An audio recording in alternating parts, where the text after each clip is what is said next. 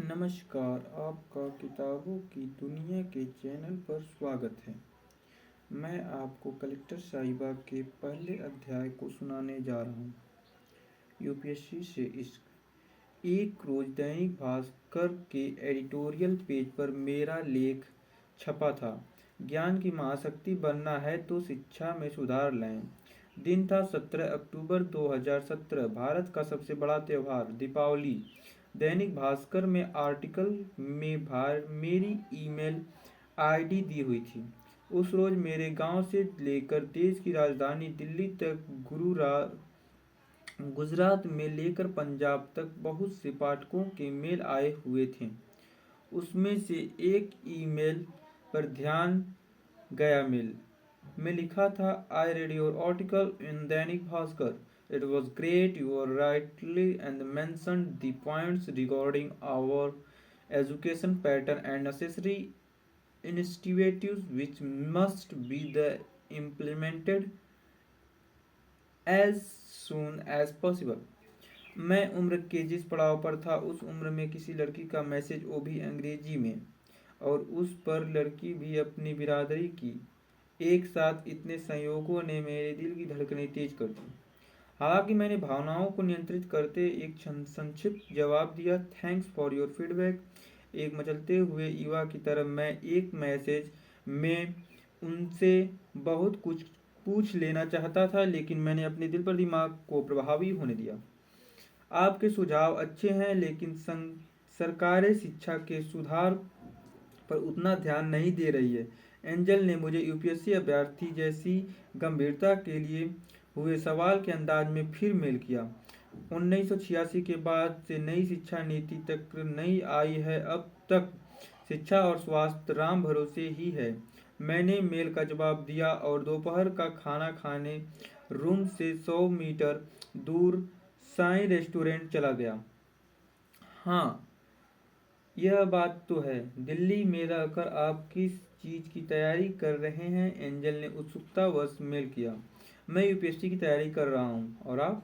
इस तरह हमारे बीच बातचीत का सिलसिला शुरू हुआ। मैं भी यूपीएससी के लिए कोशिश कर रही हूँ, लेकिन यूपीएससी पल्ले नहीं पड़ रही। 2 बार प्रारंभिक परीक्षा दी, लेकिन हुआ नहीं। एंजल ने यूपीएससी की तैयारी करने वाले 90% छात्रों की व्यथा को अपने एक ही मैसेज के जरिए जाहिर कर दिया। हालांकि मैंने 2 दिन तक उनके मेल का कोई जवाब नहीं दिया। मेरे दोस्त लव गुरु का कहना था कि अगर लड़की को दोस्त बनाना है तो लड़की की साइकोलॉजी को पढ़ो, और कभी भी लड़की वर्चुअल मोड पर टेक्स्ट या फोन कॉल पर बात करे तो बात पूरी होने से पहले ही व्यस्त होने का बहाना बनाकर फोन काट दो या टेक्स्ट मैसेज का जवाब न दो। लवगुरु का असली नाम राघवेंद्र प्रताप सिंह था।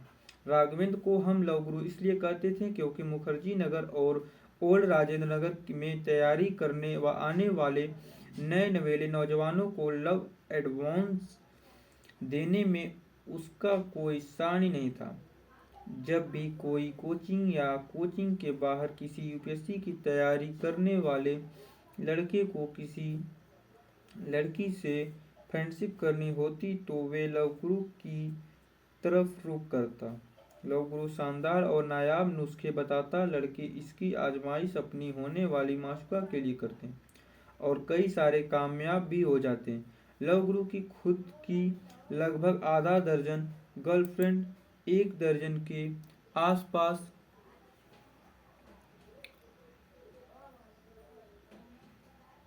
और कई सारे कामयाब भी हो जाते हैं। लवगुरु की खुद की लगभग आधा दर्जन गर्लफ्रेंड्स और 1 दर्जन के आसपास भी मीटू थी। वह तैयारी कम और मस्ती मौज करने वाला लड़का ज्यादा था। मैंने एंजल के मेल का जवाब ठीक 2 दिन पश्चात रात्रि में नियंत्रित मोटिवेशनल फेसबुक पोस्ट करने के तुरंत बाद दिया। अच्छा, यूपीएससी परीक्षा की पैटर्न को पकड़ नहीं पा रही हो? मैंने लिखा और त्राटक करके बिस्तर पर चला गया। मेरी मुख्य परीक्षा 28 अक्टूबर को होनी थी, इसलिए मैं जल्दी सोने की आदत डाल रहा था। मैं यूपीएससी के क्वेश्चन पूछने के पैटर्न को समझ नहीं पा रही हूँ। बावजूद क्वेश्चन प्रीलिम्स में बहुत ज़्यादा गलती हो रहे हैं, इसका सॉल्यूशन क्या हो सकता है, और क्या आप इस बार मेंस परीक्षा दे रहे हैं? उन्होंने एक ईमेल में 2 सवाल पूछे। हाँ, 28 अक्टूबर को ही है, मैंने एंजल के मेल का संक्षिप्त जवाब दिया। आईएएस प्रीलिम्स 2017 के रिजल्ट को आए हुए 3 महीना से ज़्यादा हो चुके थे, लेकिन एंजल यह तय नहीं कर पा रही थी कि 3 जून 2018 को होने वाली यूपीएससी प्रीलिम्स के लिए ये क्या स्ट्रेटजी अपनाएं कि इस बार कम से कम प्रीलिम्स के चक्रव्यूह को भेदा जा सके। उस रात को वह ठीक से सो नहीं पाई, क्योंकि उसे डर था कि अगर तीसरी बार भी यही हंस रहा तो फैमिली वाले तैयारी छुड़वा देंगे। उस रात को एंजल सोच रही थी कि जब कक्षा में थी तो दिव्या मैडम ने उसे पूछा था, बड़े होकर क्या बनना है? उसने तपाक से कहा था, कलेक्टर। अब वह सोच रही थी कि बचपन के इस सपने को साकार करने में यूपीएससी का प्रारंभिक चरण ही उसके लिए सबसे बड़ी बाधा बन गया था। वह 2 प्रयासों में प्रीलिम्स पास न कर पाने के कारण हीन भावना से ग्रस्त हो चुकी थी। शुरू से ही तेज तर्रार और मेधावी छात्र रही, एंजल के आत्मविश्वास को यूपीएससी के खट्टे अनुभव के अर्श से फर्श पर पहुंचा दिया था। जब वह बाड़ेम के सुदूरवर्ती धेरों की धरती बालोतरा के एक छोटा से गांव से जयपुर आई थी, उस समय वह हिंदी माध्यम की छात्रा थी और उस समय उन्हें अंग्रेजी मीडियम में शिफ्ट होने में काफ़ी दिक्कतें आई थी, लेकिन आज उनकी अंग्रेजी किसी अंग्रेज के समान ही फर्राटेदार है। कक्षा 8 में कितनी खराब राइटिंग थी, और आज उनकी राइटिंग को कॉम्प्लीमेंट्स मिलते हैं। यह सब उन्होंने अपनी कमजोरी को ताकत बना करके हासिल किया था।